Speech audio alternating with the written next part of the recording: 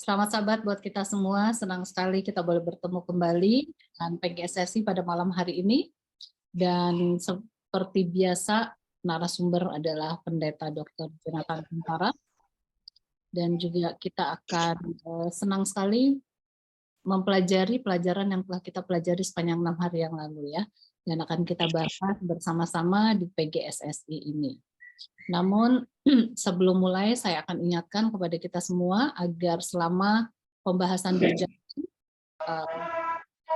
ya mohon di-mute dulu. Ya, selama pembahasan berjalan, tidak menuliskan pertanyaan, di pertengahan nanti boleh tuliskan pertanyaan ya. Oke, dan nanti bagi mereka yang mau bertanya boleh klik raise hand. Baik, kita akan segera mulai PGSSI pada malam hari ini dengan judul Takutlah akan Allah dan Muliakanlah Dia dengan narasumber Pendeta Dr. Jonathan Kuntara. Dan kita akan mulai dengan doa terlebih dahulu, dan doa akan dilayangkan oleh Pak Lodi Surento. Ya, Pak Lodi Surento. Baik, mari kita satu dalam doa. Bapa Semawi yang bertata dalam kemuliaan kerajaan sorga, kami datang merendahkan diri di hadapan tahta kasih karunia-Mu, bersyukur untuk segala kasih dan kemurahan Tuhan yang terus berlaku tercurah bagi kami orang berdosa. Terima kasih malam ini kami boleh dikumpulkan untuk sebuah pembahasan yang sangat penting bagi kehidupan kerohanian kami. Kami berdoa dan yang akan bersama kami, khususnya hamba Tuhan Pendeta Kuntara, sehingga dapat membawakan dengan baik, dapat mentransfer informasi, pengetahuan, kebenaran sekolah sahabat ini dapat juga kami bagikan pada kelompok di gereja kami masing-masing. Terima kasih Tuhan, kepadamu kami bermohon, dengan sempurna doa kami berdoa bersyukur dalam nama Yesus Tuhan dan Juru Selamat kami. Amin. Amin. Amin. Terima kasih Pak Lodi Surento. Dan saat ini kami berikan kesempatan kepada Pendeta Dr. Jonathan Kuntara untuk membawakan pelajaran Takut akan Allah dan Muliakanlah Dia. Yang akan baca Alkitab nanti adalah Joyce Tompol. Ya. Oke, selamat sahabat-saudara sekalian di Indonesia. Selamat siang untuk mereka yang dari Belanda, saya lihat Korisui dari Belanda, ataupun mereka yang dari Indonesia, masih di Amerika, selamat pagi. Ya. Baik, pelajaran kita sangat penting dan saya akan coba share dia punya screen. Ini adalah inti daripada pelajaran, artinya inti pekabaran kita. Ya. Takutlah akan Allah dan muliakanlah Dia. Baik, untuk pendahuluan kita bisa berikan perumpamaan akhir zaman yang diberikan oleh Kierkegaard, ya, tujuan buku Wahyu dan mengapa pelajaran ini penting. Baik, saya tidak tahu kalau Anda perhatikan, Soren Kierkegaard adalah seorang teologian yang terkenal. Dia bercerita tentang kebakaran terjadi di belakang panggung sebuah teater besar. Kemudian seorang badut yang menjadi bagian pertunjukan keluar untuk mengingatkan penonton. Ya, keluar, tempat ini sedang terbakar. Penonton mengira hanya lelucon besar, bagian dari pertunjukan itu saja. Jadi hanya bertepuk tangan. Dia ulangi peringatan, keluar, keluar, ya, kebakaran. Tetapi makin tegas dia memperingati, makin kuat mereka bertepuk tangan. Ya. Nah, bagi Kierkegaard, begitulah dunia akan berakhir, yaitu tepuk tangan dari mereka yang percaya bahwa itu lelucon. Jadi kita kabarkan, Yesus akan datang, Yesus akan datang. Orang-orang akan apa? Anggap itu sebagai satu lelucon. Ya. Jadi pekabaran tentang takut akan Allah bisa dianggap sebagai satu lelucon. Sebab apa? Manusia sudah begitu sekular, ya. Dan tidak memperhatikan akan panggilan di akhir zaman. Dan kita harus ingat kepada tujuan daripada kitab Wahyu bagi generasi kita adalah mempersiapkan satu umat untuk siap bagi kedatangan Yesus dan untuk bersatu dengan Dia dalam memberitakan pekabaran zaman akhir kepada dunia. Kitab Wahyu mengungkapkan rencana Allah dan membuka kedok iblis, menyajikan panggilan Allah yang terakhir mendesak, ya, kekal, pemberitaan universal bagi seluruh umat manusia. Itulah yang kita harus keluarkan sekarang ini, dan kita harus sadar masing-masing kita punya peranan untuk mengabarkan itu, oke? Dan mengapa pelajaran ini penting? Kita belajar arti dari takut akan Allah, kita belajar arti dari memuliakan Dia, kita belajar pekabaran umat Tuhan di akhir zaman, dan kita belajar peranan umat Tuhan di akhir zaman. Kita punya peranan itu apa? Ya, kita semua penting di hadapan Tuhan dan punya peranan, bukan hanya untuk menjalani hidup saja, ya, tetapi Tuhan mempercayakan pekabaran untuk kita di akhir zaman. Baik. Ada hafalan? Silakan, Joy. Ya. Wahyu 14 ayat 12. Yang penting di sini ialah ketekunan orang-orang kudus yang menuruti perintah Allah dan iman kepada Yesus. Oke. Jadi apa yang kita bisa pelajari ayat ini, ya? Ada tanda umat Tuhan di akhir zaman, ya. Umat itu adalah yang punya iman kepada Yesus dan juga menurutkan hukum Allah. Kemudian perlunya orang saleh untuk mempunyai kesabaran dalam masa aniaya yang dihadapi. Kita menghadapi tantangan, ya, mungkin tantangan ekonomi, tantangan kerohanian atau persekusi, ya, ataupun tantangan rumah tangga. Kita menghadapi tantangan semua, tapi kita harus sabar dan tunjukkan kepada dunia bahwa kita adalah umat yang tetap punya iman kepada Tuhan dan menurut akan hukum Allah. Baik, garis besar pelajaran yang satu minggu ini kita bagi dalam 3 bagian penting. Arti takut akan Allah, kemudian menghormati Allah dengan memuliakan Dia, kemudian memuliakan nama Allah. Apa maksudnya dengan memuliakan nama Allah? Baik, ada 2 kata yang merupakan undangan dari malaikat pertama, dan apa artinya? Itu yang kita coba lihat. Joy. Wahyu 14 ayat 6 dan 7. Dan aku melihat seorang malaikat lain terbang di tengah langit, dan padanya ada Injil yang kekal. Kita sudah bahas tentang Injil yang kekal tempoh hari. Kemudian, untuk diberitakannya kepada mereka yang diam di atas bumi dan kepada semua bangsa dan suku dan bahasa dan kaum. Jadi pekabaran kita adalah pekabaran yang universal, yang dikabarkan kemana-mana. Kemudian apa pekabarannya? Dan ia berseru dengan suara nyaring, takutlah akan Allah dan muliakanlah Dia, karena telah tiba saat penghakimannya. Jadi kita lihat 2 kata yang penting adalah apa? Takutlah akan Allah. Kemudian muliakan Dia. Ya. Nanti minggu depan bahkan 2 sabat berturut-turut kita akan bahas tentang penghakimannya. Ya.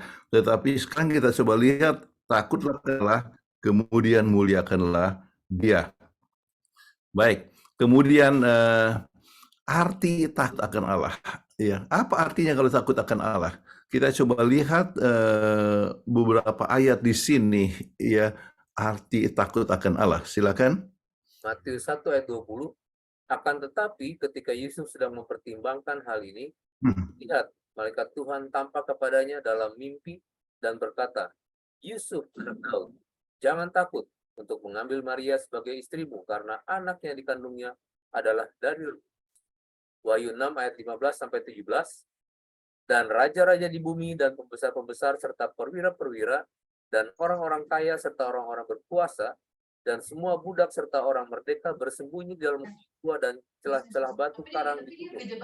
Dan mereka berseru, dan mereka berkata kepada gunung-gunung dan kepada batu-batu karang itu, runtuhlah kami dan sembunyikanlah kami terhadap Dia yang duduk di atas tahta dan terhadap murka anak domba itu, sebab sudah tiba hari besar murka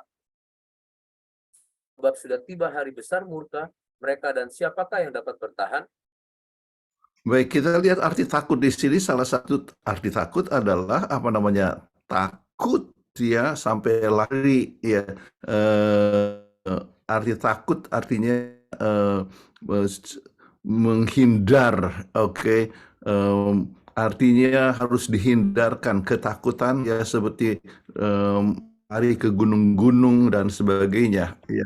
Tetapi ada arti yang lain di sini untuk arti takut di dalam Wahyu 14 ayat 7. Kita lihat apa?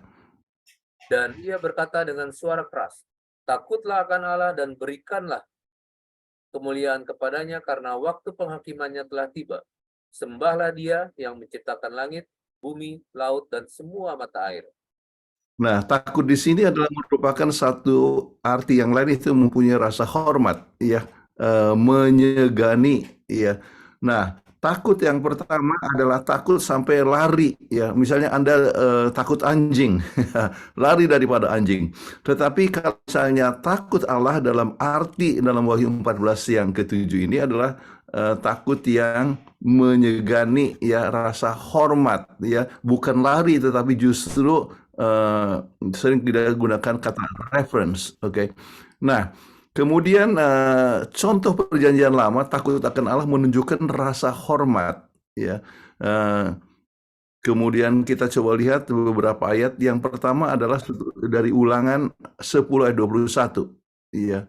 Dialah pujianmu dan dialah Allahmu yang telah melakukan di antaramu perbuatan-perbuatan yang besar dan dahsyat yang telah kau lihat dengan matamu sendiri. Oke. Yang kita lihat Ulangan 10 ayat 21 adalah ini, engkau harus takut akan Tuhan Allahmu, kepadanya haruslah engkau beribadah dan patut, ya, dan demi nama Allah haruslah yang kau bersumpah. Oke. Jadi takut akan Allah. Baik, pengertian kata takut. Dalam kitab Perjanjian Baru atau bahasa Yunani, kata untuk kata takut dalam Wahyu 14:7 adalah phobio. Ya. Di sini digunakan bukan dalam arti ketakutan kepada Tuhan, tetapi dalam arti menunjukkan penghormatan, kekaguman, dan rasa hormat kepadanya. Jadi bukan ketakutan. Oke. Kata takut di sini untuk menyampaikan pemikiran tentang kesetiaan mutlak kepada Tuhan dan penyerahan penuh pada kehendaknya. Ya, takut akan Allah, hormat, dan mau menurut akan Dia.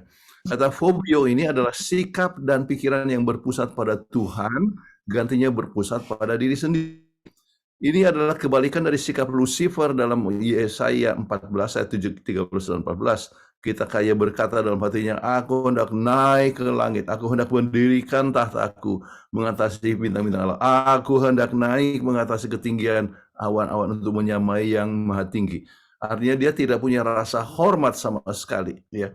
Sebaliknya, sikap Kristus yang berbeda, meskipun dalam rupa Allah, ia merendahkan diri dan taat sampai mati, bahkan mati di kayu salib. Mungkin saudara-saudara ingat, saya pernah gunakan kata kenosis. Kenosis itu mengosongkan diri. Ya, dia Tuhan tapi merendahkan diri sebagai manusia. Baik. Apakah hubungan antara takut akan Allah, ya, dan taat kepada firman-Nya? Ya. Silakan. Ulangan 6 ayat 1 dan 2. Inilah perintah, yakni ketetapan dan peraturan yang aku ajarkan kepadamu atas perintah Tuhan Allahmu, untuk dilakukan di negeri mana engkau pergi untuk mendudukinya, supaya seumur hidupmu engkau dan anak cucumu takut akan Tuhan Allahmu, dan berpegang pada segala ketetapan dan perintahnya yang kusampaikan kepadamu, dan supaya lanjut ikut. Oke, jadi kita lihat di sini bahwa takut yang menyebabkan kita rindu untuk menurut akan kehendak Tuhan, ya. Jadi biarlah sampai kepada engkau anak cucumu takut akan Tuhan, ya.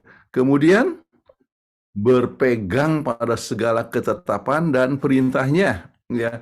Jadi takut yang membawa kepada ketaatan, ya, bukan takut dari ketakutan yang lari dari Tuhan. Oke. Baik. Berikan beberapa contoh, ya, dari mereka yang telah mendemonstrasikan akan penghormatan dengan taat akan perintahnya. Mulai dari Nuh, kemudian Musa, silakan. Kejadian 6 ayat 9. Inilah keturunan Nuh.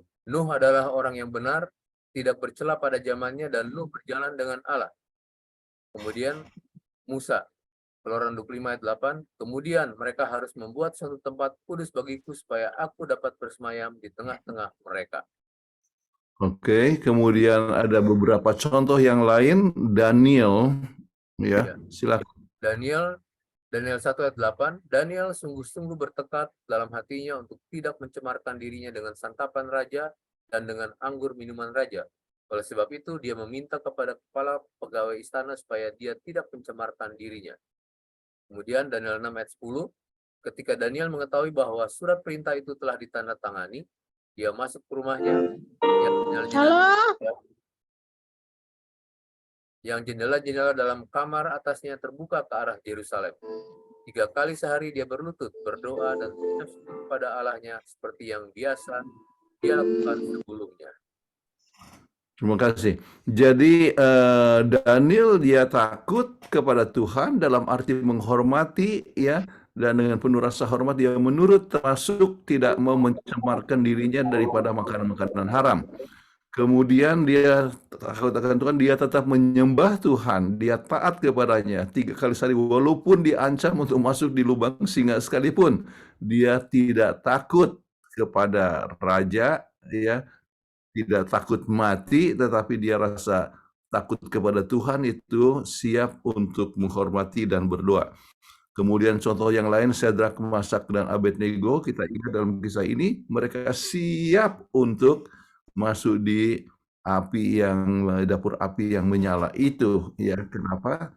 Ya, sebab mereka lebih takut kepada Tuhan daripada kepada kematian. Artinya menurut kepada Tuhan. Baik. Kita masuk kepada bagian yang kedua, yaitu menghormati Allah itu dengan mengutamakan Dia. Siapakah contoh dari seorang ciptaan Allah yang menolak untuk memberikan hormat kepada Allah dan mengutamakan Dia? Ya. Yesaya 14 ayat 12 sampai 14. Wah, engkau sudah jatuh dari langit, hai bintang timur, putra fajar. Engkau sudah dipecahkan dan jatuh ke bumi, hai yang mengalahkan bangsa-bangsa. Engkau yang tadinya berkata dalam hatimu, aku hendak naik ke langit. Aku hendak mendirikan tahtaku mengatasi bintang-bintang Allah, dan aku hendak duduk di atas bukit pertemuan, jauh di sebelah utara. Aku hendak naik mengatasi ketinggian awan-awan, hendak menyamai yang maha tinggi. Oke, jadi kita lihat di sini adalah Lucifer yang tidak takut, ya, menolak untuk menghormati akan Allah atau kebesaran daripada Allah, padahal dia adalah ciptaan Allah, ya. Dia tidak mau menurut, ya. Itu adalah Lucifer. Mungkin saja kita berpikir, oh, saya tidak akan seperti Lucifer, tetapi mungkin dari tindakan kita menentukan apakah kita menurut akan Tuhan atau takut akan Allah atau tidak, ya. Itu hal yang kita harus ingat. Baik, inti dari pertentangan besar adalah seputar ketaatan atau tunduk kepada Tuhan, artinya sifat egois yang ditunjukkan oleh Lucifer. Dia menolak untuk taat atau tunduk kepada otoritas apapun kecuali untuk dirinya sendiri. Gantinya Lucifer tunduk kepada pribadi yang duduk di atas tahta. Lucifer ingin memerintah dari tahta tersebut, ya. Itulah yang menjadi isu daripada the great controversy. Nah, sekarang bagaimana Yesus mendemonstrasikan penghormatannya kepada Bapaknya dan mengutamakan Dia? Yohanes 4 ayat 34, dan kata Yesus kepada mereka, makananku ialah melakukan kehendak Dia yang mengutus aku dan menyelesaikan pekerjaannya. Yohanes 5 ayat 30, aku tidak dapat berbuat apa-apa dari diriku sendiri. Aku menghakimi sesuai yang aku dengar, dan penghakimanku adil karena aku tidak mencari kehendakku sendiri, melainkan kehendak Dia yang mengutus aku. Oke, jadi kita lihat bagaimana Yesus, ya, takut akan Allah dalam arti menghormati Dia dan Dia melakukan pekerjaan Tuhan, ya. Kalau kita takut akan Allah, dengan sendirinya kita akan melakukan pekerjaannya. Baik, apa keundangan Yesus kepada murid-muridnya dan kepada masing-masing kita? Ya. Matius 6 ayat 33, tetapi carilah dahulu kerajaan Allah serta kebenarannya, maka sekaliannya itu juga akan ditambahkan kepadamu. Jadi kalau kita menghormati Allah, maka kita akan mengutamakan Dia. Maka kita akan mencari lebih dahulu yang lain, yaitu mencari kerajaan Allah lebih dari segala yang lain. Jadi penurutan akan Tuhan akan lebih diutamakan, ya. Banyak orang yang takut, aduh, kalau saya kerja hari Sabat bagaimana, ya. Saudara-saudara sekalian, jangan khawatir, utamakan kerajaan Allah, Tuhan akan memeliharakan kita, ya. Mengutamakan Tuhan lebih daripada kepentingan pribadi adalah hal yang sangat penting. Baik, bagaimana Rasul Paulus mendemonstrasikan kerinduannya untuk meletakkan Allah yang terutama dalam aspek kehidupannya? Kita lihat Galatia 2 ayat yang ke-20. Namun aku hidup, tetapi bukan lagi aku sendiri yang hidup, melainkan Kristus yang hidup di dalam aku. Dan hidupku yang kuhidupi sekarang ini, sekarang di dalam daging, adalah hidup oleh iman dalam Anak Allah yang telah mengasihi aku dan menyerahkan dirinya untuk aku. Jadi dengan demikian Yesus ya yang hidup di dalam dirinya, dia mengutamakan Tuhan, oke? Dia kepentingan diri dia kesampingkan dan Tuhanlah yang hidup di dalam dia. Itu pengalaman daripada Rasul Paulus. Baik, artinya kalau takut akan Allah artinya mengutamakan Allah, ya. Sederhananya, takut akan Allah adalah menempatkan Tuhan yang terutama dalam pemikiran kita. Hal ini berarti kita harus meninggalkan keegoisan dan keangkuhan dan menjalani kehidupan sepenuhnya bagi Dia. Poin yang penting. Kemudian menempatkan Tuhan yang pertama itu penting karena perkataan itu adalah pertama keluar dari mulut malaikat Tuhan itu. Oleh karena itu kita harus memperhatikannya. Jadi menempatkan Tuhan yang pertama, yang terpenting dalam kehidupan kita. Kemudian takut akan Allah adalah sikap hormat yang menuntun kita kepada ketaatan. Kasih karunia Yesus itu tidak membebaskan kita untuk tidak lagi mentaati akan perintah-perintah Allah. Tetapi pekabaran Injil, kabar baik itu adalah membebaskan kita dari penghukuman akibat pelanggaran hukum Taurat dan bukan bebas dari tanggung jawab untuk mematuhi hukumnya. Jadi penurutan itu tetap sangat dibutuhkan walaupun kita diselamatkan oleh sebab anugerah Allah, kasih karunia Allah. Kasih karunia tidak hanya membebaskan kita dari rasa bersalah di masa lalu, tetapi juga memberikan kita kekuatan untuk memperdayakan kita untuk sanggup menjalani kehidupan yang taat patuh sesuai dengan kehendak Allah. Ya. Jadi ini satu perkara yang sangat penting kita harus ingat. Takut akan Allah akan membuat kita ya. Misalnya kita dengar-dengaran kepada Tuhan. Baik. Siapakah yang menginspirasi kepada Anda untuk menunjukkan penghormatan kepada Allah dan mengutamakan Dia dalam semua aspek kehidupan Anda, ya. Jadi ini adalah satu perkara yang Anda bisa berikan kesempatan kepada teman-teman ya di anggota kelas, masing-masing bisa memberikan kesaksian ya. Kesaksian bagaimana supaya kita hormat kepada Allah, mengutamakan Dia dalam segala aspek kehidupan kita. Mungkin ada orang tua kah, atau mungkin pendeta, atau mungkin seorang guru ya yang sangat memberikan pengaruh kepada kehidupan Anda. Baik, arti penting dalam kita coba masuk daripada memuliakan Allah. Oke, bagaimana caranya kita dapat memuliakan nama Allah?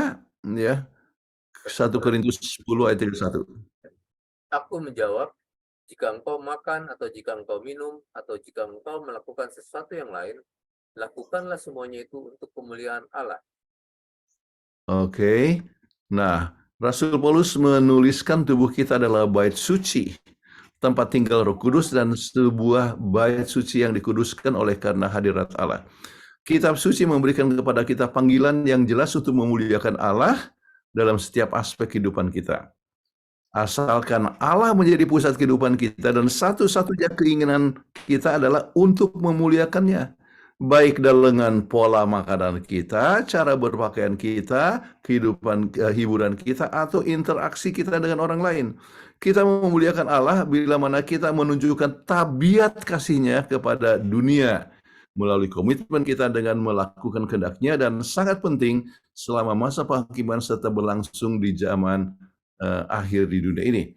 Nah, jadi menghidupkan pola hidup sehat ya itu memuliakan nama Allah. Kita muliakan Allah dengan tabiat kita ya. Nah, bagaimana nasihat Roma 12:1 dapat memberikan kemuliaan bagi Allah? Kan? Karena itu, saudara-saudara, demi kemurahan Allah aku menasihatkan kamu supaya kamu mempersembahkan tubuhmu sebagai persembahan yang hidup, yang kudus dan yang berkenan kepada Allah. Itu adalah ibadahmu yang sejati. Jadi mempersembahkan tubuh sebagai persembahan yang hidup ya. Dengan sebenarnya persembahan itu adalah suatu perkara yang tidak bercacat celah, ya. Itu kita lihat pengalaman daripada orang-orang Israel. Jadi tubuh kita pun kita harus jaga sesehat mungkin, ya, sesehat mungkin sesuai dengan petunjuk daripada Tuhan. Baik, penyerahan sepenuhnya dalam pilihan hidup. Kata tubuh dalam bahasa Yunani, ya, atau kita Perjanjian Baru adalah somata, yang kita jika diterjemahkan merupakan siapa kita seutuhnya. Nampaknya bentuk tubuh, pikiran, dan emosi atau perasaan. Jadi secara holistik, ya. Nah, Kitab Suci terjemahan Philip menerjemahkan ungkapan pelayanan yang layak adalah sebagai tindakan penyembahan yang cerdas. Dan kata lain, ketika seorang membuat komitmen sepenuhnya untuk takut akan Allah dan memuliakan Dia dalam setiap hal yang dilakukan, maka orang itu akan memberikan pikiran, tubuh, dan emosi kepada Tuhan, dan ini adalah tindakan penyembahan yang cerdas, ya, ya. Dan terutama selama masa penghakiman berlangsung seperti saat ini, ketaatan adalah sangat diperlukan sekali, ya. Kita tetap taat, ya, kepada Tuhan. Baik, bagaimana 4 makhluk hidup dan 24 tua-tua memberikan kemuliaan bagi Allah? Wahyu 6 ayat 9 dan 10. Dan ketika anak domba itu membuka meterai yang kelima, aku melihat di bawah mezbah jiwa-jiwa mereka yang telah dibunuh oleh karena firman Allah dan oleh karena kesaksian yang mereka miliki. Dan mereka berseru dengan suara nyaring, katanya, berapa lamakah lagi, ya penguasa yang kudus dan benar, engkau tidak menghakimi dan tidak membalaskan darah kami kepada mereka yang diam di bumi? Oke. Bagaimana memberikan kemuliaan, ya, Allah ini para makhluk itu dengan memberikan kepujian kepada Tuhan, oke, melalui kesaksian hidup mereka. Baik, mengapakah mereka yang hilang berkeras kepala menolak untuk memberikan kemuliaan kepada Allah? Ya, kita lihat Wahyu 16 ayat 9. Manusia dihanguskan oleh panas yang luar biasa, tetapi mereka menghujat nama Allah yang memiliki kuasa atas semua bencana ini. Mereka tidak mau bertobat dan memuliakan Allah. Oke, mengapa mereka bersikeras? Ya, mereka mengikuti kemauan mereka sendiri dan mereka tidak menghormati Allah, ya. Mereka lebih percaya kepada manusia, ya, dan akibatnya mereka akan berseru, ya, dan mereka akan dihanguskan oleh panas yang luar biasa. Baik, bagaimana pandangan Anda terhadap mereka yang digambarkan dalam Wahyu 19 ayat 6 dan 7? Lalu aku mendengar seperti suara himpunan besar orang banyak, seperti desau air bah, ya, dan seperti deruh guru yang hebat, katanya, haleluya, karena Tuhan Allah kita yang maha kuasa telah menjadi Raja. Marilah kita bersukacita dan bersorak-sorai dan memuliakan Dia, karena hari perkawinan anak domba telah tiba dan pengantinnya telah siap sedia. Jadi bagaimana kita memuliakan akan Allah, ya? Ya, dengan hidup bersama-sama dengan Tuhan, dan kita akan bersukacita, ya, untuk termasuk dalam umat yang diselamatkan, ya, dan siap untuk perkawinan anak domba, ya. Dan itu artinya kita bersama-sama memberikan kemuliaan melalui tabiat yang kita telah bentuk hingga kita layak untuk hidup dalam kerajaan surga, ya. Nah, sekarang pertanyaan di sini, bagaimana kita dapat mengalami satu kehidupan yang menghormati Allah dan memberikan kemuliaan baginya dalam segala aspek kehidupan kita, ya. Bagaimana? Ya, itu bisa dirundingkan bersama-sama. Kemudian kita tahu bahwa kalau kita bersekutu dengan Allah, ambil waktu dengan Tuhan setiap hari, maka kita akan selalu ingin untuk menghormati Dia dan memberikan kemuliaan bagi Dia. Dan kalau kita mau makan, kita pikir apakah makanan ini sesuai dengan kehendak Tuhan. Pakaian kita, ya, apakah kita hanya sekedar ada istilah sekarang apa namanya, flexing, ya, flexing, yaitu memamerkan diri saja, memamerkan pakaian, memamerkan mobil, ya.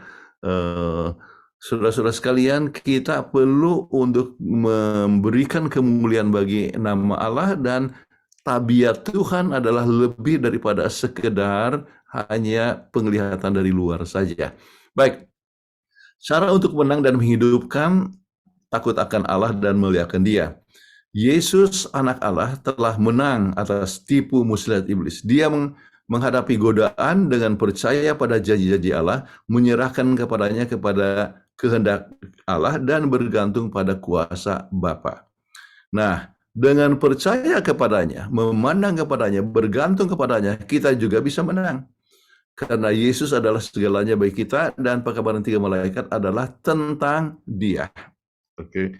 Kemudian pekabaran kita Wahyu adalah pekabaran kemenangan, bukan kekalahan. Karena menceritakan tentang umat Allah yang menang karena kasih karunia-Nya akan iman melalui kuasanya. Dan saya pernah sebutkan bahwa kata menang di dalam buku Wahyu itu ya mempunyai arti yang continues to overcome, ya. Jadi senantiasa menang. Jadi menang masa lalu, menang masa sekarang, menang masa akan datang.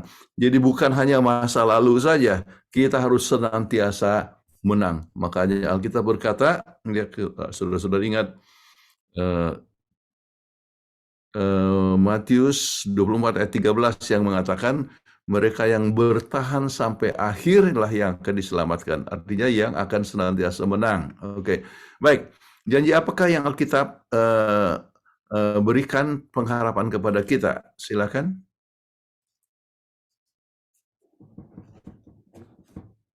Yudas 1 ayat 24 dan 25. Bagi Dia yang berkuasa menjaga supaya jangan kamu tersandung dan yang membawa kamu dengan tak bernoda dan penuh kegembiraan di hadapan kemuliaannya, Allah yang Esa, Juru Selamat kita oleh Yesus Kristus Tuhan kita. Bagi Dia adalah kemuliaan, kebesaran, kekuatan, dan kuasa sebelum segala abad dan sekarang dan sampai selama-lamanya. Ibrani 7 ayat 25. Dengan demikian, Yesus dapat menyelamatkan dengan sempurna mereka yang datang kepada Allah menurutnya, karena Ia selalu hidup untuk berdoa bagi mereka. Jadi Yesus berdoa, kemudian kita pun boleh, kalau kita bersekutu dengan Allah Bapa, ya, maka kita akan selalu mempunyai pengharapan di dalam Tuhan. Oke. Dan kita tidak akan tersandung, ya, atau ternoda, tetapi kita berharap kepada Tuhan saja.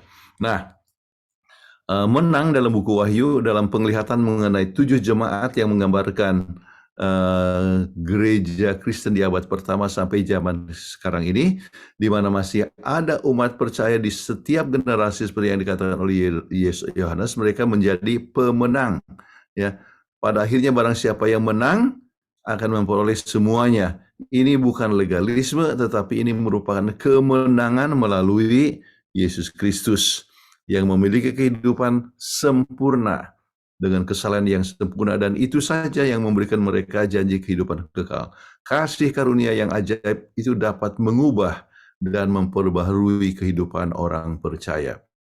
Baik, sekarang sebagai kesimpulan, kita dapat menyimpulkan bahwa kekuatan dari ungkapan takut akan Allah dalam kitab Wahyu adalah sebagai panggilan terakhir Tuhan kepada umat manusia untuk memilih Dia sebagai Tuhan yang mulia dan agung, yang akan menang atas kuasa-kuasa jahat menentang Dia dan rencananya bagi umat manusia.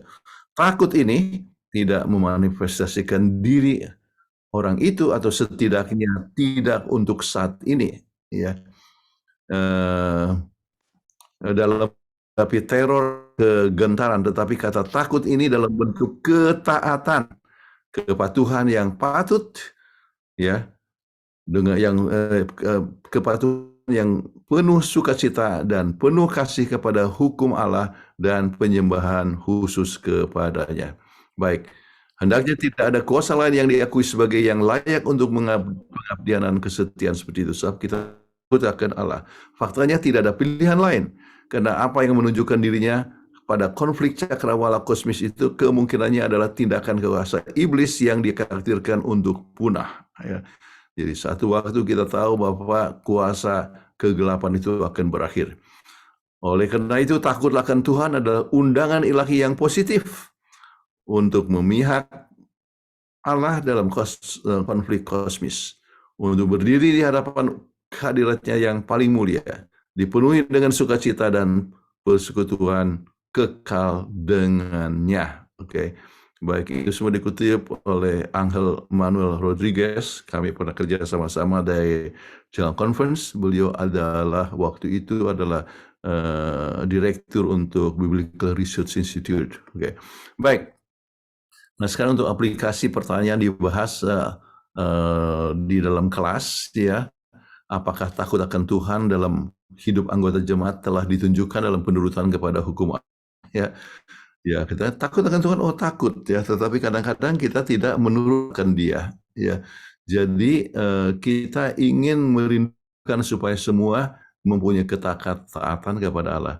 Bila kepada malaikat yang pertama meliputi juga memuliakan Allah dengan pola hidup sehat, apakah apakah Anda, ya, nanti Tuhannya harus dihapuskan, ya. Apakah Anda, ya, menghidupkan pola hidup sehat? Ya. Jadi makanan Anda, ya, penting sekali, minuman Anda, ya. Apa kita cukup tidur atau kita selalu begadang? Ya, itu semua adalah satu hal yang harus diingat. Kita adalah manusia holistik, ya. Makanya kita mempromosikan New Start atau celebration, ya, mencakup semuanya, termasuk di dalam, ya, gerak badan, ya. Saya senang pagi ini sebelum mulai saya HIIT dahulu sampai agak keringat tadi. Oke. Jadi kita harus tetap gerak badan, ya. Itu adalah pola hidup sehat, ya. Memuliakan nama Allah dengan tubuh yang sehat. Baik, bagaimana kita mempromosikan pola hidup sehat di jemaat agar lebih banyak yang menghidupkannya? Saya rasa setiap gereja harus selalu mengulangi masalah ini.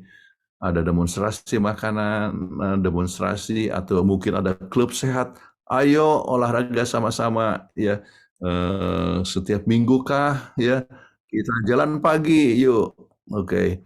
Saya tahu ada jemaat-jemaat yang demikian. Atau ada klub sehat di gereja kita, ya. 2 minggu yang lalu waktu di Denver, mereka bertanya bagaimana supaya kita ikut mempromosikan pola hidup sehat kepada masyarakat. Ya, buatlah klub sehat. Undang teman-teman untuk supaya mempunyai kehidupan sehat. Bagaimana supaya menghindarkan diabetes misalnya dan sebagainya, atau membuat charity clinic dan sebagainya. Baik, bagaimana agar gereja kita dikenal sebagai gereja yang menjadi kepala bukan ekor dalam pola hidup sehat? Ya, sebetulnya kita sudah menunjukkan kepada dunia bahwa kita luar biasa dalam pola hidup sehat. Makanya ada majalah National Geography bulan November 2005 kalau tidak salah yang menyebutkan bahwa orang Advent adalah yang paling panjang umurnya. Oke. Tetapi banyak juga orang Advent yang sakit-sakitan, yang baru 40-50 harus selalu tergantung kepada obat. Jadi itu tergantung kepada pola hidup sehat kita masing-masing, ya. Jadi kita bisa menunjukkan kepada dunia bahwa kita, ya, adalah yang terutama dalam pola hidup sehat, dan itu memuliakan nama Allah. Kita dikenal sebagai umat yang menurut akan kehendak Tuhan sudah mendapatkan wahyu daripada Tuhan tentang pola hidup sehat. Bagaimana kita mempromosikan keselamatan oleh kasih karunia dan pada saat yang sama mengajarkan orang untuk taat kepada hukum Allah. Ya, kasih karunia harus menghasilkan perbuatan, ya. Jadi iman tanpa perbuatan itu adalah hampa, ya. Kita harus selalu ingat, kita diselamatkan oleh sebab kasih karunia, namun kita dihukumkan oleh perbuatan, ya. Jadi sampai berapa jauh kita menurut kehendak Tuhan. Baik, saudara-saudara sekalian, itu inti pelajaran kita. Silahkan kalau ada pertanyaan. Baik, terima kasih Pendeta Kuntara sudah membahas satu pelajaran yang luar biasa yang sebetulnya ini adalah kejadian sehari-hari, ya, yang sering kita alami, ya. Jadi ada beberapa pertanyaan yang ada di kolom chat ini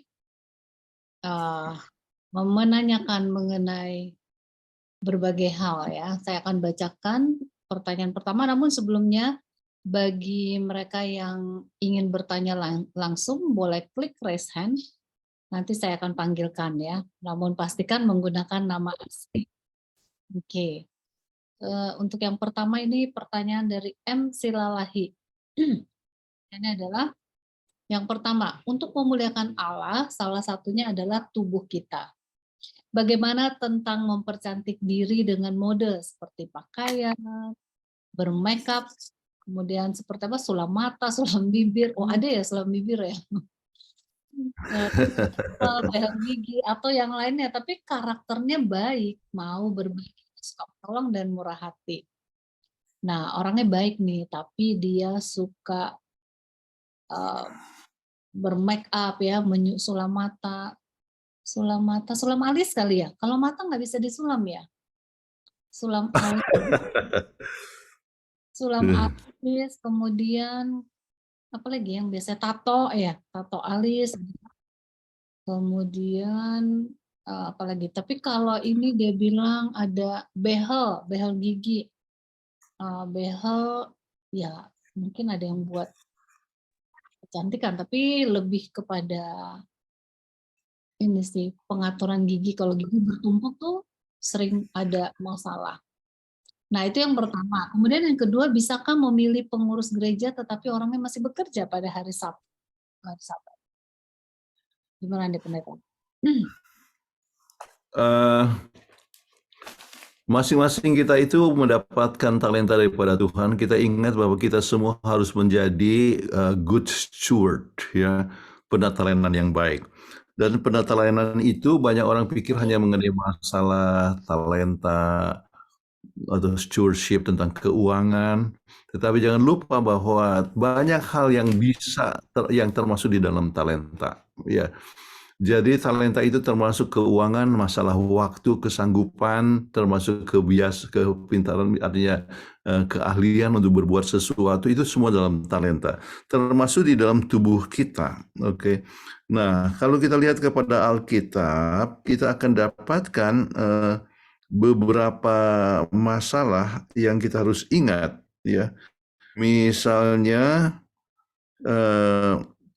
1 Timotius 2 ayat 9, perhiasanmu jangan secara lahiriah, yaitu dengan mengepang-ngepang rambut, memakai perhiasan emas, atau dengan mengenakan pakaian yang indah-indah, tetapi perhiasanmu itu ialah manusia batiniah yang bersembunyi dengan perhiasan yang tidak binasa, yang berasal dari roh lemah lembut dan tentram dan sangat berharga di hadapan Tuhan.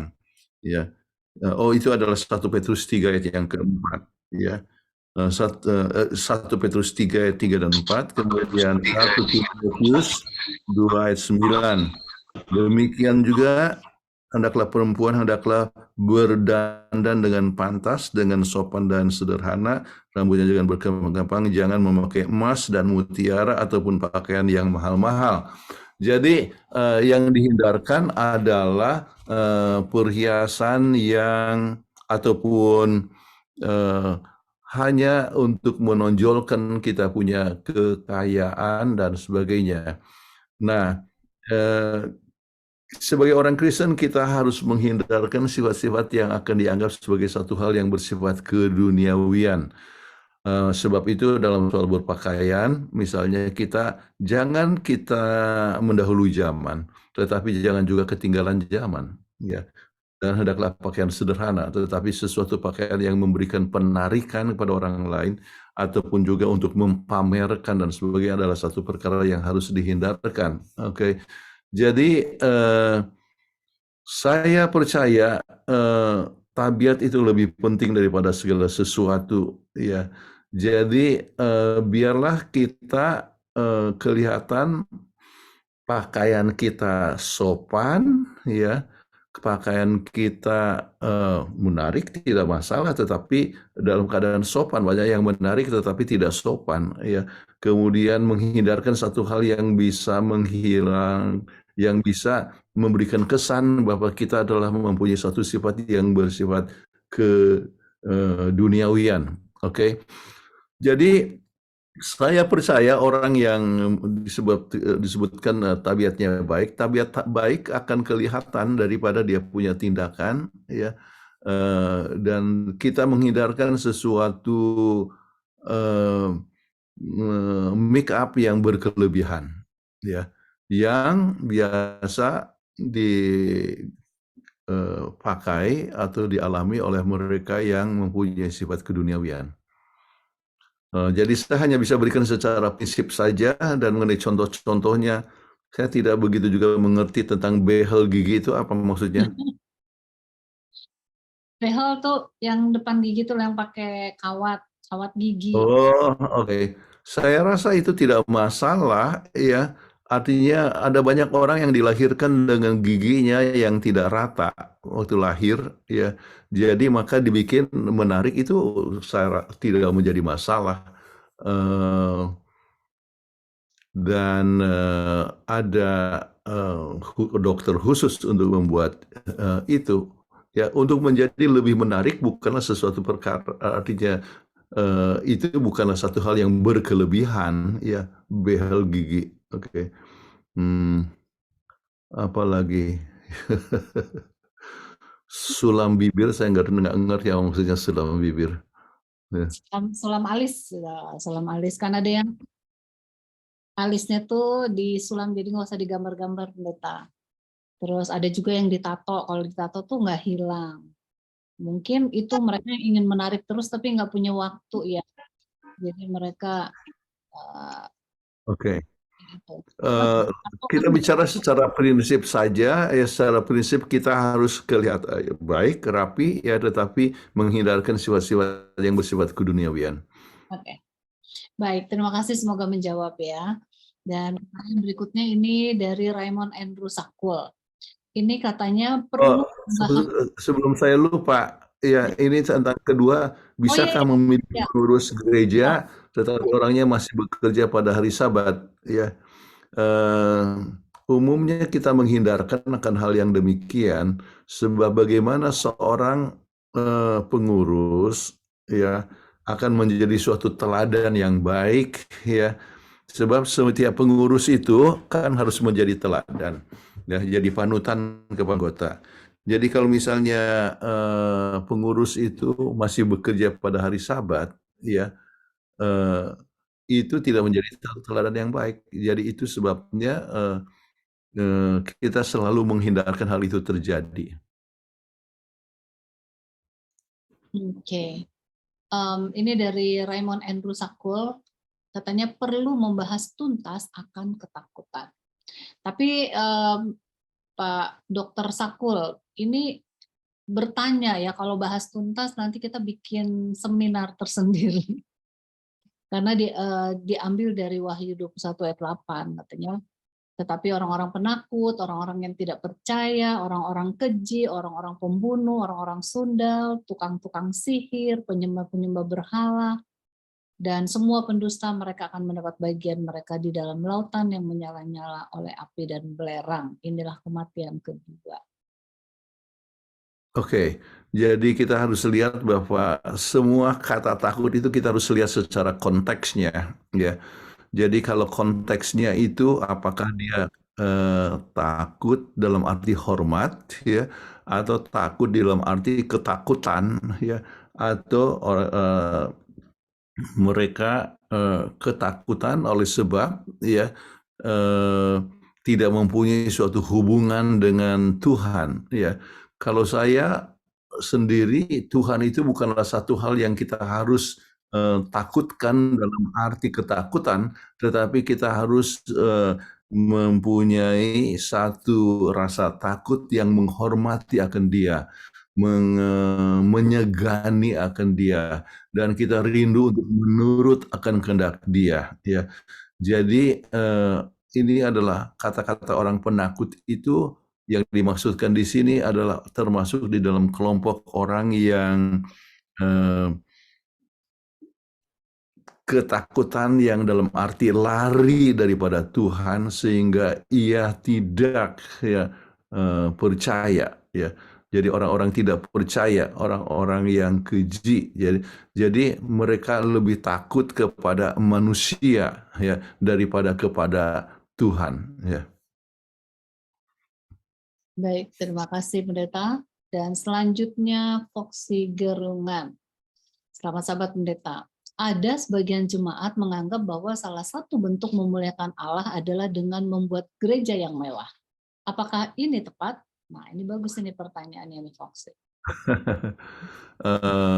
Saya merasa bahwa gereja itu tidak harus mewah.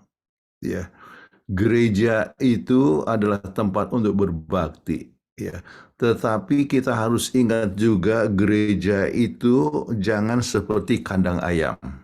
Ya, sehingga orang bisa memandang remeh kepada gereja kita. Ya, saya pernah menjadi satu pendeta dari gereja yang seperti kandang ayam. Ya, kenapa? Sebab dia punya dindingnya itu di Kupang itu, kalau ada orang Kupang di sini, dari bebak. Ya, bebak itu adalah pelepah pohon aren, kemudian atapnya juga dari daun, kita sebut apa, daun rubiah atau daun aren, ya, dan sebagainya, seperti daun kelapa, ya. Jadi Tuhan bisa juga hadir di situ, ya. Namun kita harus mempunyai siap untuk berkorban supaya kita dapat memberikan sesuatu yang lebih baik untuk Tuhan, ya. Tetapi bukan berarti kemewahan untuk menunjukkan bahwa kita itu adalah hebat, ya. Tetapi saya percaya, ya, kita perlu satu tempat yang baik, ya, untuk Tuhan. Ya, kalau bisa diberikan sesuatu yang terbaik untuk Tuhan, ya. Tetapi bukan berarti satu kemewahan, ya. Jadi ini saya rasa harus dipikirkan dan direnungkan dan diduakan dengan baik, dengan terperinci, dengan baik, dengan mendalam, ya. Oleh sebab kadang-kadang bedanya itu beda tipis. Kita mau berikan yang terbaik, tetapi kita seperti menunjukkan sesuatu kemewahan. Kita hindarkan sesuatu kemewahan, namun, ya, kita memberikan sesuatu perkara yang terbaik kepada Tuhan, ya. Dan untuk itu kita hendaklah lebih baik, kita senang bahwa sudah berapa lama maka gereja yang dulu saya, mungkin bagi mereka yang di Kupang, dulu gereja Ernona yang dimana saya jadi pendeta, itu memang lantainya masih tanah, ya, kemudian dindingnya bebak, atapnya adalah dari daun, ya, tetapi kita senang, ya. Akhirnya berubah, ya, setahun kemudian sudah mulai kita buat pembangunan gereja dan sekarang sudah diperbaiki dan sudah sangat bagus gerejanya. Oke. Jadi hindarkan kemewahan, ya, tetapi kita harus menyadari bahwa Tuhan juga bisa hadir kalau kita berbakti di dalam goa, ya. Tapi kalau keadaannya memang demikian, tidak ada pilihan yang lain. Kalau seorang dikejar-kejar dan tidak ada tempat yang lain, maka rumah kita adalah tempat untuk berbakti, ya. Ya. Namun sementara kita mempunyai kesempatan untuk memberikan suatu perkara yang lebih baik, ya, kalau kita lihat bagaimana Tuhan, misalnya Raja Salomo itu membangun sesuatu mesbah, ya, artinya satu bait Allah yang luar biasa, ya. Dia memberikan sesuatu yang terbaik untuk Tuhan. Oke. Mudah-mudahan ini menolong kepada saudara yang bertanya. Iya. Jadi agak kesaru ya pendeta ya, antara berikan yang terbaik buat Tuhan, jadi semuanya serba bagus, akhirnya jadi serba mewah, tapi dianggap sebagai kesombongan mungkin ya. Iya, Jadi, kalau misalnya orang gunakan gerejanya yang mewah, itu artinya dia berikan terbaik, kemudian dikatakan lihatlah gereja saya, ya. Oh, jadi itu dia untuk pamer, ya, ya. Dan itu berbahaya. Supaya kita lihat latar belakangnya, ya. Untuk 200 tahun pertama atau mungkin 300 tahun pertama, gereja itu, ya, tidak ada bangunan gereja di kekristenan itu, ya. Mereka berkumpulnya itu berbakti di rumah-rumah, ya. Tetapi sesudah abad yang keempat, ya pada abad yang keempat, maka mulailah gereja itu dibangun dengan luar biasa. Ya. Dan sementara gereja dibangun dengan luar biasa dalam bentuk katedral-katedral, maka kerohanian pun menurun. Ya, jadi orang melihat itu secara dari luar, ya kelihatan wah hebat luar biasa. Ya, maka ada seorang ibu daripada dari Konstantin the Great, ya, disebut Ratu Helena, ya, dia pergi dan mendirikan gereja-gereja besar-besar, ya, pergi ke Palestina dan sebagainya, masih ada sisa-sisanya sampai sekarang, ya. Jadi menunjukkan hal yang besar dan di katedral-katedral tinggi, tetapi kerohanian menurun, tidak ada hubungan dengan Tuhan secara pribadi. Untuk saya lebih bagus bangunan itu sederhana, tetapi mempunyai hubungan dengan Tuhan. Nah, namun jangan sampai kita menjadi satu hal yang dibuat jadi bahan ejekan, ya. Jadi kalau sudah kita mendapatkan rezeki, ya sudah waktunya kita memberikan yang terbaik kepada Tuhan supaya gereja itu dapat lebih baik, ya. Bukan untuk mewah, tetapi untuk memberikan sesuatu hal yang terbaik untuk Tuhan. Iya, pendeta. Ini juga ada beberapa orang yang sempat bilang begini, waktu gereja mau dibangun, sumbangan, minta sumbangan kiri, kanan, gitu kan. Begitu gerejanya sudah jadi dengan mewah, setiap orang yang mau ke situ dipilih-pilih. Mau menikah juga dipilih, gitu. Nggak bisa semua orang di situ. Nah, ini sering terjadi karena tempat yang sudah begitu bagus mungkin ya pendeta ya, jadi akhirnya pilih-pilih ya. Artinya tempat bagus tidak menjamin satu kerohanian yang bagus, ya. Jadi ada juga orang yang akhirnya berbakti secara luar saja dan itu sangat berbahaya. Oke, jadi intinya itu ya, jangan sampai lepas daripada memandang Yesus ya, karena semua kan untuk kemuliaan nama Tuhan ya. Oke. Pertanyaan berikutnya dari Jeffrey Karoma. Selamat Sabat pendeta. Saya mau tanya, apakah berkunjung ke teman sejawat di hari Sabat yang kebetulan bersama dengan hari raya Idul Fitri, maksudnya boleh enggak gitu? Kebetulan besok itu hari Sabat tapi Idul Fitri. Nah, kalau ini jangan sampai gereja kosong semua pada berkunjung ke yang hari raya. Gimana? Saya anjurkan ya sesudah dari gereja Anda bisa melawat, ya, dan memberikan selamat, ya. Jadi itu adalah satu hal yang baik untuk memberikan sesuatu ucapan selamat kepada yang Idul Fitri. Itu artinya Anda memelihara hubungan yang baik, ya. Itu adalah termasuk di dalam outreach, ya, jangkauan keluar kepada teman-teman yang tidak seiman, ya, tidak masalah, ya. Mau hari Sabat atau hari apa saja, Anda bisa menjangkau kepada orang yang tidak seiman. Oke. Ini ada banyak yang WA saya katanya tidak bisa masuk Zoom sekolah Sabat. Tapi ini ada 137 bisa masuk. Saya bingung. Oke. Ini suaranya kok nggak ditutup ya. Maafkan. Pertanyaan berikutnya saya akan panggilkan yang raise hand, ada Pak. Oh, tadi Pak Marbun. Oke, Pak Marbun dulu ya. Pak Marbun silakan. Selamat Sabat, Pastor Peggy. Selamat Sabat. Selamat Sabat, Pak Marbun. Masih saya tetap berpaku pada buku peristiwa-peristiwa akhir zaman dengan tegas, makan daging ini dikatakan bukanlah yang harus kita teruskan. Nah, yang menjadi pertanyaan saya, basic standard atau guidance yang sekarang yang diberikan oleh organisasi kita seperti apa tentang makan daging ini? Itu aja, Pastor. kita mempunyai suatu prinsip bahwa tubuh kita adalah bait Allah, ya. Sebab itu kita harus pelihara tubuh kita sesehat mungkin, ya. Kita harus memuliakan Tuhan dengan makanan dan minuman kita, ya. Nah, kemudian apa yang kita harus hindarkan adalah sesuatu perkara yang, ya, tertulis dalam Alkitab, termasuk di dalam hal ini adalah makanan yang haram, itu kita harus hindarkan, ya. Itu makanan haram, ya.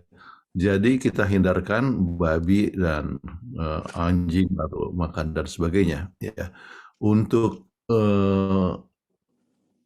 makanan daging, ya, kita masih artinya ajaran kita adalah kalau makanan itu untuk ikan bersisik dan bersirip, itulah yang kita bisa makan. Kemudian bagi yang berkaki 4 itu adalah yang memamah biak dan juga yang kakinya terbelah, ya. Itu adalah standarnya.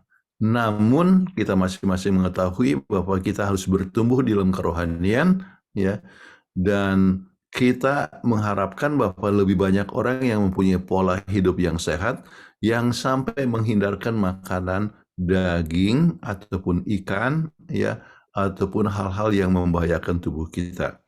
Namun itu bukanlah the test of fellowship, bukanlah ujian persekutuan.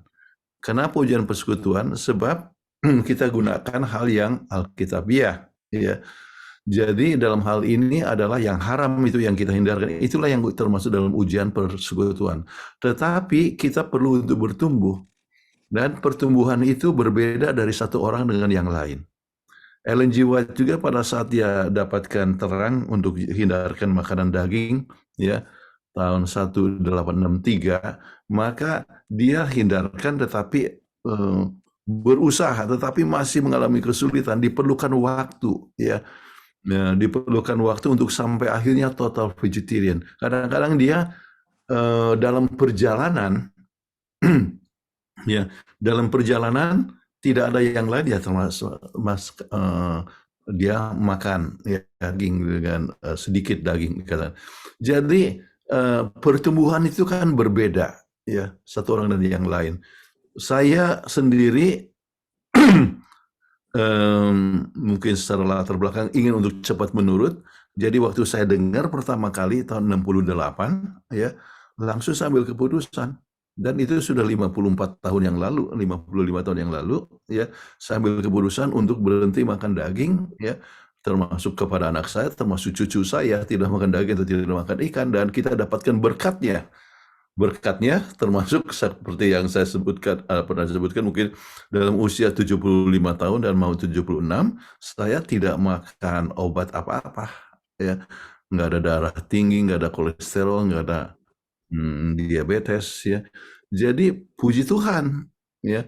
Nah, jadi kalau kita mau lebih sehat, dengan sendirinya kita harus hindarkan makanan daging ataupun ikan dan sebagainya, ya. Dan sementara kita menanti kedatangan Tuhan yang kedua kali, Roh Nubuat itu katakan, ya, termasuk di dalam buku Last Day Event, ya, peristiwa terakhir, ya, makanan daging akan ditiadakan, ya.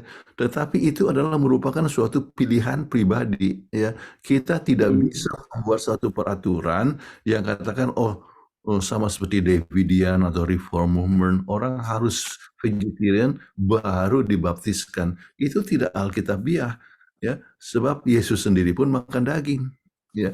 Jadi makan ikan maksudnya, ya. Jadi itu tidak alkitabiah, ya, kalau membuat peraturan demikian. Namun sementara kita bertumbuh di dalam kerohanian, maka kita akan menghindarkan makanan-makanan daging, dan itu kita sendiri yang akan dapatkan berkatnya.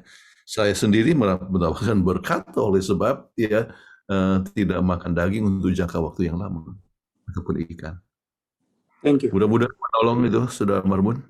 Terima kasih.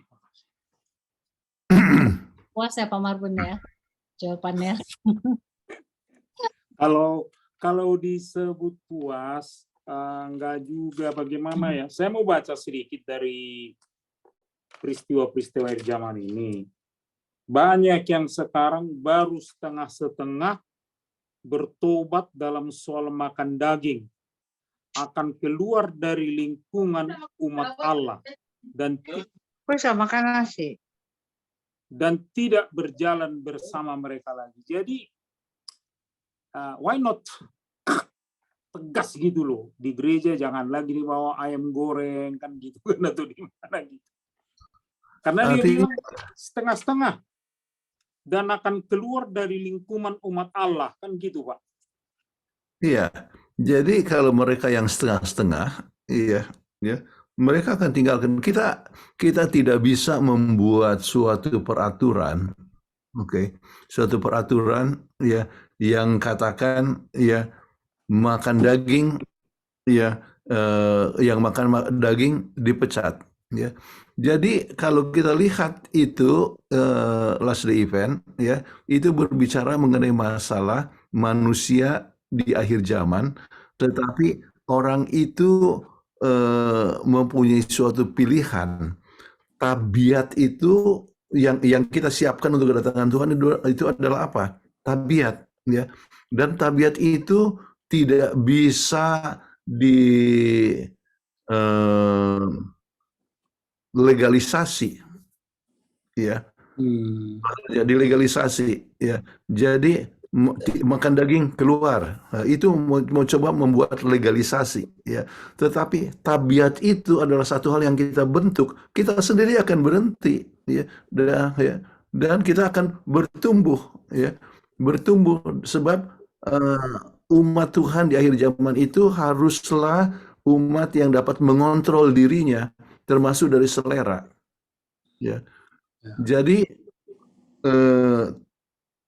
itu haruslah pilihan, oke? Dan Tuhan memberikan kepada kita kuasa untuk memilih, ya. Jadi orang yang bijaksana ingin sehat, bertumbuh dalam kerohanian, mau tidak mau dia akan memilih, ya. Oke, terima kasih Pendeta Pak Mabu. Thank you. Oke. Jadi kalau seperti tadi, makan daging tidak masuk surga. Wah, saya pernah tuh ditunjuk begitu tuh. Suami, maksudnya kita beberapa orang ditunjuk. Ada opa-opa dari Manado. Makan daging tidak masuk surga. Kaget semuanya yang lagi makan sapi. Tapi kalau seperti itu pendeta bisa kabur ya orangnya, karena kalau seperti yang Pak Marbun bilang di gereja, ditentukan aja langsung tidak boleh daging. Karena kan nggak semua orang itu kuat ya. Pada saat kalau orangnya itu kuat, dia membuat peraturan kan dia harus turuti. Pada saat dia buat peraturan dia nggak bisa patuhi di lain waktu, jadi batu sandungan ya pendeta ya. Justru misi saya juga katakan ada tempat-tempat tertentu di mana kita tidak bisa adanya, kita tidak bisa untuk vegetarian. Ya. Kita ambil contoh untuk orang-orang Eskimo, ya. Ya, orang-orang Eskimo, ya memang mereka hidup dengan ikan dan sebagainya, dan di situ tidak ada tumbuh-tumbuhan, ya. Ya mungkin sekarang diharapkan bahwa dengan ruangan berkaca dan sebagainya, ya, dengan teknologi, ya, memungkinkan itu bisa terjadi juga, ya. Tetapi itu memakan waktu, ya. Jadi kita tidak bisa melegalisasi hal yang demikian, ya. Sebab tabiat itu adalah pilihan. Tapi berarti saya dapat kata bahwa memang benar sayuran itu adalah wajib kita, bukan wajib, maksudnya memang yang terbaik untuk kita makan ya. Karena dengan teknologi yang baru sekarang, dibuatlah walaupun tempat kecil tapi bisa tanam sayur. Berarti kan kesempatan untuk makan sayur itu lebih besar ya daripada makan daging ikan. Oh ya. Betul. Ya, betul ya, dibetulkan aja Mas. Jadi mulai bertanam lah. Saya sudah mulai bertanam, sebab kebetulan sudah musim semi di sini. Baik, kita sehubungan dengan makanan. Jadi ini pertanyaan yang ada hubungannya dengan makanan dari Ibu Evi Peo.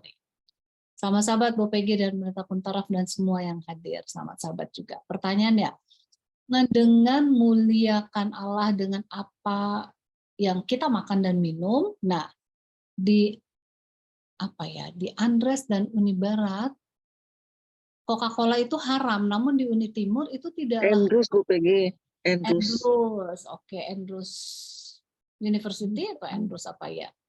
Itu Coca-Cola haram. University. Tapi kalau di Uni Timur itu tidak. Gimana, Pak? Kalau saya yang di Manado itu Coca-Colanya katanya nol alkohol ya, seperti Nol kafein. kafein. Ya. Itu di Uni Timur kebetulan yang punya pabrik Coca-Colanya Advent. Ya. Jadi boleh ya. Ya, jadi kemudian dia yang mengatakan bahwa dia berbeda ya Coca-Colanya ya. Dia yang sebutkan ya, saya sudah berapa kali ke rumahnya ya dan sebagainya. Jadi berbeda dia punya resep ya. Jadi prinsipnya adalah ya apa yang menyebabkan suatu minuman itu berbahaya atau tidak ya. Jadi Coca-Cola itu adalah masalah kafein ya. Ya, jadi kalau misalnya dan juga sugarnya ya. Untuk saya walaupun tidak ada kafein ya, minuman-minuman soda ya itu mengandung gula yang tinggi ya. Dan gula itu adalah sekarang jauh lebih berbahaya daripada daging ya. Itulah sebabnya kita hindarkan apakah itu Fanta ya, apakah itu kita sebutkan soft drink ya. Jadi Coca-Cola yang tidak beralkohol sekalipun ataupun tidak berkafein sekalipun kita lebih bagus hindarkan. Sebab gula yang menyebabkan kita punya daya tahan itu menjadi rendah ya. Jadi dalam waktu sebentar saja orang yang lihatlah anak-anak yang selalu makan gula-gula ya.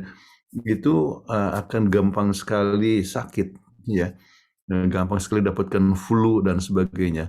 Jadi menghindarkan makanan yang bisa merusak tubuh kita itu sangat baik sekali dan diperlukan untuk orang Kristen. Jadi jangan langsung pikirkan mengenai nama-nama merek-merek tertentu ya, tetapi apa saja yang merusak tubuh kita harus hindarkan. Ya. Oke, semoga menjawab dan saya akan panggilkan kembali yang raise hand. Di sini ada Pulo Lasman. Ya, Pak Lasman Simanjuntak, silakan. Ya, baik, terima kasih Bu Peggy. Salam, selamat malam, selamat hari Sabat. Pak Pendeta Kuntara, pertanyaan pertama, kita judul dulu Pendeta ya, judulnya, takutlah akan Allah dan muliakanlah Dia. Jadi ada pekabaran 3 malaikat. Ayat intinya, Wahyu 14 ayat 12, yang penting di sini adalah ketekunan yang pertama. Kedua, jadi orang-orang kudus, kemudian menuruti perintah Allah, termasuk 10 hukum, termasuk juga hukum-hukum kesehatan, dan iman kepada Yesus. Ya, pelajaran. Kemudian saya kutip dulu sedikit dalam buku Uraian Doktrin Advent yang halaman 367, buku Doktrin Advent halaman 367 dikatakan bahwa proses penghakiman sekarang sedang berlangsung di surga, dan dikatakan begini, pekerjaan Kristus selaku imam besar sudah semakin dekat kesudahannya. Masa pintu kasihan akan segera ditutup, bahtera akan ditutup. Tidak seorang pun mengetahui kapan suara Tuhan akan berikan pengumuman. Ya, tapi kita itu berjaga-jaga, waspada. Markus 13 ayat 33. Jadi pekabaran ini adalah persiapan untuk keselamatan dan kedatangan Tuhan yang kedua kali. Pak Pendeta, apakah untuk mencapai ini, mencapai judul ayat inti ini, bahwa kita harus melalui satu proses ya, satu proses. Yang pertama adalah pertobatan, ya, pertobat secara rohani. Juga tadi termasuk bertobat dalam hal kesehatan. Menjadi kalau di Pena Inspirasi kita akan menjadi tokoh-tokoh reformator kesehatan ya, termasuk pendeta di sini. Jadi kita tidak lagi bicara boleh makan daging atau tidak makan daging, tapi kita masuk pertobatan yaitu kepada Kejadian 1 ayat 29. Kemudian setelah itu lahir baru seperti Nikodemus, kemudian ada pengudusan, penyucian, dan masuklah iman kita bertumbuh, iman kita berbuah, dan dipastikan nama kita tetap tercatat dalam buku kehidupan di surga, barulah kita akan mengalami kemenangan. Ya, kemenangan, seperti itu prosesnya. Yang kedua, Pak Pendeta, di hari Kamis, Pak Pendeta, saya cukup terkejut juga. Saya pikir tadi ini pelajaran ini untuk umat Advent gitu, mengalami kemenangan gitu ya. dikatakan bahwa di sini adanya 7 jemaat, ada 7 jemaat digambarkan mengalami kemenangan. Setelah saya membaca Alkitab, saya memilih bahwa yang bukan dari jemaat yang dari Laodikia yang mengalami kemenangan, tetapi ternyata di sini jemaat Philadelphia, Wahyu 3:7. Dalam Wahyu 3:8 dikatakan, kenapa Philadelphia? Dia menuruti firman-Ku, dia tidak menyangkal namaku. Bahkan di Wahyu 3:10 dikatakan dia sangat tekun, ya, tekun, dan dia juga yang di ayat 11 udah mengalami kemenangan, terima mahkota gitu. Nah, bagaimana pendeta soal jemaat ini? Apakah memang posisi jemaat Philadelphia atau dengan jemaat Laodikia? Terima kasih Pak Pendeta. Oke. Ini berbicara mengenai masalah tentang wahyu pekabaran pada 7 jemaat ini, kita harus berhati-hati di dalam mengaplikasikannya.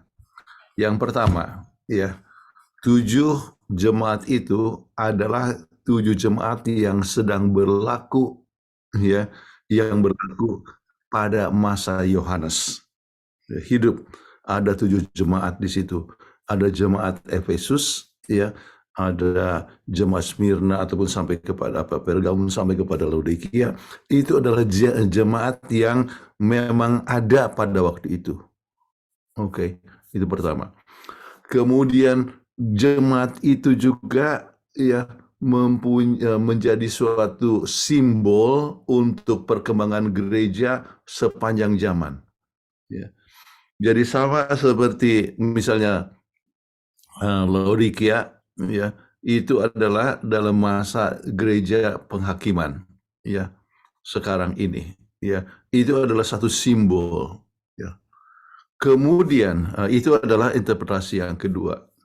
Yang ketiga, setiap gereja juga bisa mempunyai sifat-sifat dari ke-7 jemaat itu. Jadi gereja Anda di Jatinegara, ya, bisa juga mempunyai sifat-sifat daripada ke-7 jemaat itu. Misalnya, waktu itu masih dibangun itu gereja, ya, imannya masih hidup-hidup, oke, ya, kasihnya itu sangat mula-mula, ya. Tetapi gereja yang sama bisa saja kehilangan kasih yang mula-mula.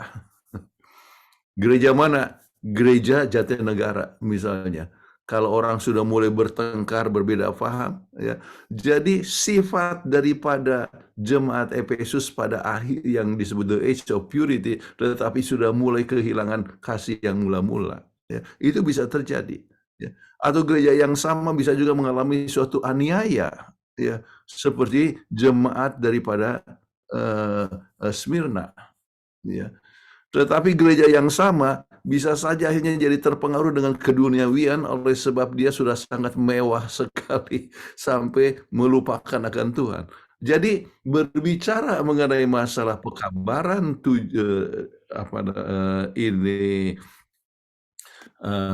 jemaat, kita tidak bisa main kotak-kotakan bahwa oh ini hanya untuk Philadelphia saja, ini ada saja kepada, sedangkan kita itu adalah Laodikia. Tetapi ini bisa terjadi kepada setiap jemaat. Jadi dengan demikian kalau Philadelphia oleh sebab kasihnya dan kesungguh-sungguhannya, ya, yang ada itu bisa merupakan satu aplikasi yang terjadi juga sekarang ini. Mudah-mudahan itu dapat menolong. Pertanyaan kedua, Pak Pendeta, tadi yang proses pertobatan sampai nama kita tercatat di buku Dompet Surga dan kita mengalami kemenangan, apakah itu melalui proses itu, Pendeta, untuk dapat takutlah akan Allah dan muliakan Dia? Oh ya, dengan sendirinya setiap orang perlu mempunyai suatu proses yang demikian, ya. Setiap proses itu bahwa seorang itu terjamah oleh firman Allah, mendapatkan kasih karunia Allah, ya, oleh sebab dia terjamah oleh sebab penyaliban Yesus, misalnya, atau kasih karunia Allah, kemudian dia mau menurut dan dia memuliakan nama Allah, ya, dia mengembang akan tabiatnya, ya. Kemudian pengembangan tabiat itu adalah sekarang di dalam suatu proses dan oleh sebab kita sudah menerima Yesus, maka kita punya nama tercatat dalam buku kehidupan, ya. dan kita berkembang dalam kerohanian, ya bisa disiapkan, ya, dan kita bisa berhasil dalam masa penghakiman, ya, yang terjadi. Nah, sahabat depan sebetulnya penghakiman dibahas 2 kali, ya, yaitu pelajaran yang ke-5 dan pelajaran yang ke-6, ya. Jadi akan lebih didalami lagi, ya, mengenai masalah itu. Tetapi pekabaran sekarang ini yang harus diingat adalah mengenai masalah takut akan Allah dan memuliakan Dia, dan itu akan mencakup kepada, ya, mencakup kepada penerimaan akan Tuhan, yaitu pada Injil yang kekal, ya. Kemudian kita takut dalam arti penurutan dan memuliakan Tuhan, termasuk dalam kehidupan kita. Ya. Terima kasih. Lanjut. Terima kasih. Tuhan Ya. berkati. Ya, terima kasih sama-sama. Oke, ini bentar.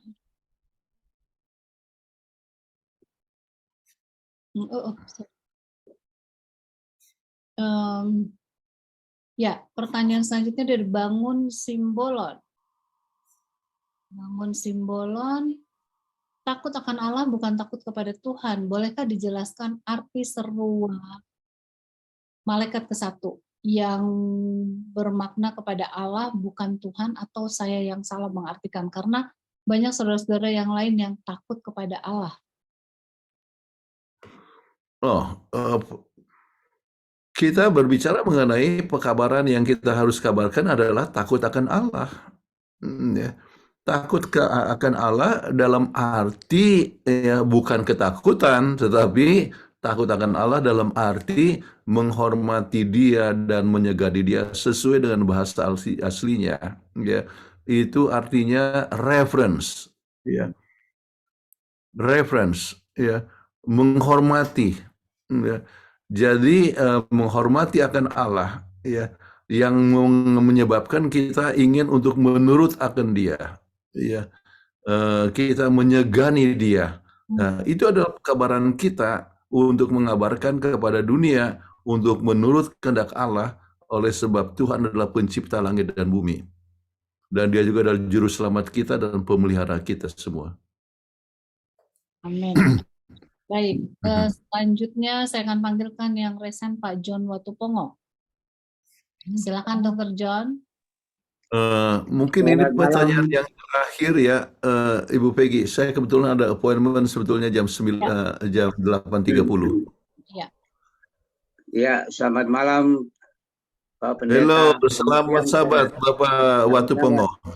Selamat malam juga semuanya, dan selamat sahabat, ya. Ya, sahabat-sahabat. Tadi sih sebenarnya yang saya mau tanya itu sudah banyak sudah ditanyain sama saudara-saudara kita. Tapi ini kan ada takut akan Tuhan, itu kan tidak sama dengan takut akan setan. Itu pemahaman saya, ya. Iya. Karena kalau kita takut akan Tuhan, Dia kita muliakan dan kita menghormati. Tadi Pak Pendeta sudah katakan. Tapi takut kepada setan atau Lucifer itu lain. Jadi kita kalau di kampung lihat bilang ada orang tua kita bilangnya awas ada setan di situ, semua takut. Tapi itu perbedaannya. Itu pemahaman saya, Pak Pendeta. Sedangkan yang kedua, tadi sudah jelaskan juga oleh Pak Pendeta, pertanyaan saya ini saya catat. Jadi gereja-gereja yang yang kecil, yang tidak pantas lah istilahnya, ya. Tapi bagaimana dengan Salomo membuat gereja yang begitu megah, ya, kayu-kayu sanubara aja dari Lebanon segala macam masuk ke situ, emas, tembaga dan perak semua dari situ, ya. Tapi tadi sudah dijawab oleh Pak Pendeta sudah itu. Nah, saya yang masuk di intinya ini, saya pernah ditanya sama seorang teman ini mengenai berpakaian yang pantas, yang sopan, ya. Jadi pernah ditanyakan begini, Dr. John, saya mau bercerai dengan istri saya.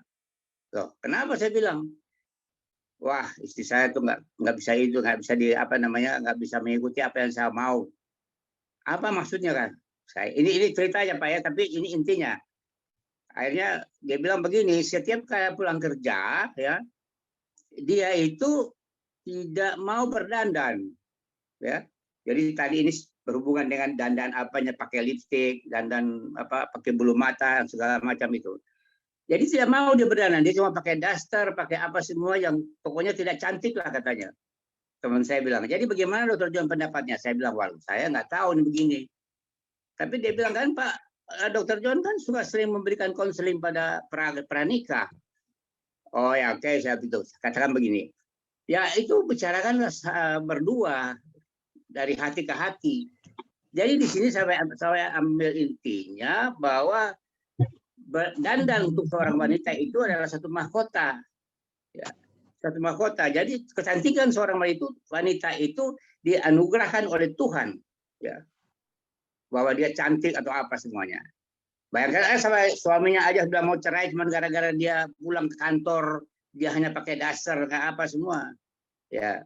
Jadi itu pemahaman saya yang begitu yang ketiga itu.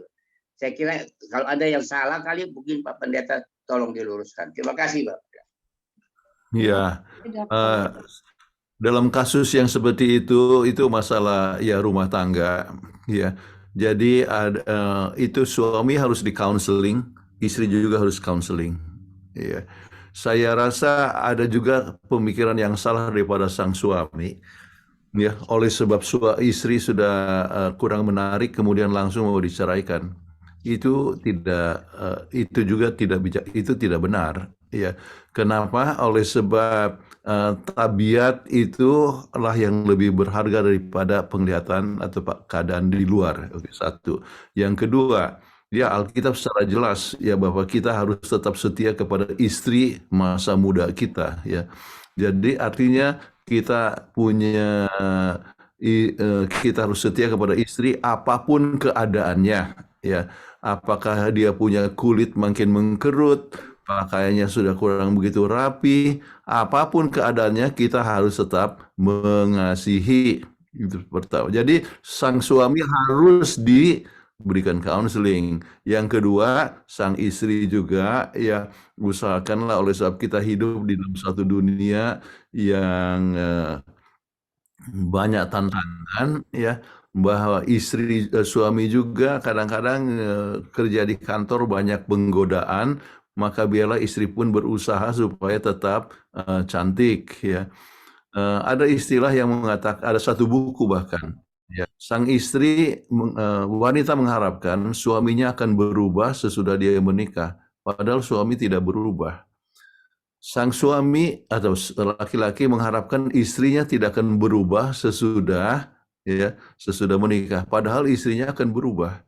Misalnya badannya bisa makin lama makin gemuk, ya, ataupun kulitnya makin lama makin keriput, rambutnya makin lama makin beruban. Tetapi apapun keadaannya, ya, sang suami tetap harus mencintai akan istrinya keadaan apapun sekalipun. Ya.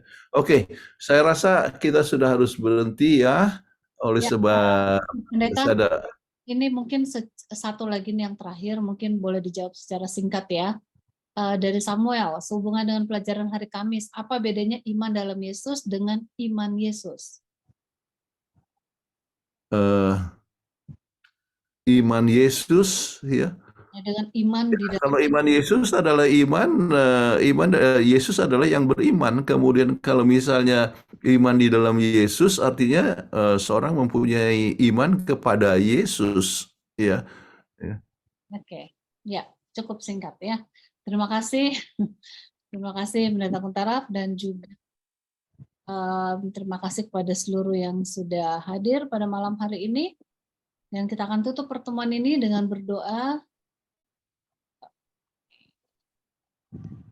Ya.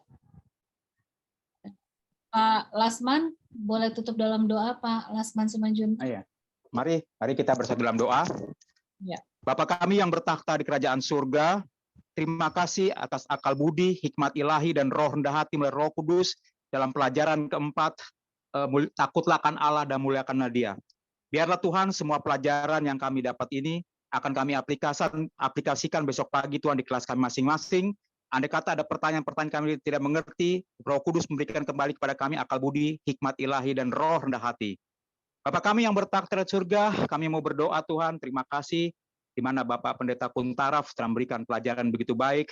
Berkati Bapak Pendeta Kuntaraf bersama keluarga, bersama anak, bersama istri dan cucunya Tuhan. Berkati mereka Tuhan di dalam kehidupan kerohaniannya, berkati Tuhan dalam kesehatannya. Begitu juga Tuhan untuk berdoa kepada Ibu Peggy Wawor dalam pelayanan di Ora Channel Tuhan. Tolonglah Tuhan berkati pelayanannya Tuhan, di mana pelajaran-pelajaran sekolah sahabat ini bisa tetap berlangsung melalui layar Zoom yang telah memasuki tahun kedua dan tahun ketiga nanti Tuhan. Biarlah tidak ada gangguan sinyal, internet, dan berikan kami waktu yang terbaik untuk mengikuti pelajaran-pelajaran sekolah sahabat ini. Kami juga berdoa Tuhan untuk semua anggota PGSSI yang hadir dalam layar Zoom ini Tuhan, berkati juga kehidupan kerohanian mereka, kesehatan mereka sepanjang hari sabat ini Tuhan. Ya Tuhan, bila sebentar lagi kami akan berpisah, kami akan beristirahat tidurkan kami senang dan bahagia sepanjang malam sabat ini, bangunkan kami pada pagi hari dengan nafas hidup yang baru, tubuh yang semakin sehat. Terima kasih Tuhan, terpujilah Engkau Tuhan baik di bumi dan di sorga, terpujilah Engkau Tuhan mulai matahari terbit sampai matahari terbenam, terpujilah Engkau Tuhan dari selama-lamanya sampai dengan selama-lamanya. Ampuni segala dosa-dosa yang telah kami perbuat selama ini. Di dalam nama Tuhan Yesus Kristus kami persembahkan doa ini. Amin. Amin. Amin. Amin. Terima kasih untuk doanya. Selamat sahabat. Terima kasih Pak Pendeta, Ibu Peggy. Selamat sahabat pendeta. Selamat Boleh sahabat. diambil untuk saling mengucapkan selamat sahabat dan terima kasih kepada pendeta. Terima kasih Pak Pendeta Terima kasih. Kuntaraf, Ibu Peggy, semuanya terima kasih. Terima kasih pendeta. Selamat sahabat Semuanya. Salam sehat selalu. Berkati semuanya. Tuhan memberkati. Salam sama keluarga ya Pak Pendeta. Salam semuanya. Tuhan berkati semuanya. Sampai Oh, Susan di mana? Masih California.